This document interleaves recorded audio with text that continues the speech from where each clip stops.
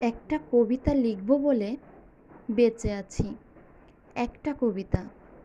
পৃথিবীর এত শখ থাকতেও কেন যেন কবি হবার পাপ জাগলো। সেই প্রশ্ন করতে করতে করতে করতে করতে করতে নিজেকে বিরক্ত করে তুলেছি। গরম চায়ের কাপে চুমুক দিয়ে ঠোঁট পুড়িয়েছি।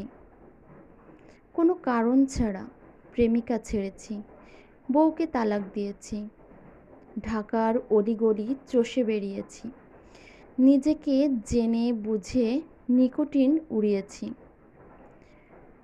অপেক্ষায় অপেক্ষায় অপেক্ষায় অপেক্ষায় রাত দিন সমান করেছি। ভাত না খেয়ে 3 বেলা পানি খেয়েছি। টাকা থাকতেও আলু ভর্তা ডাল দিয়ে দিন পার করেছি।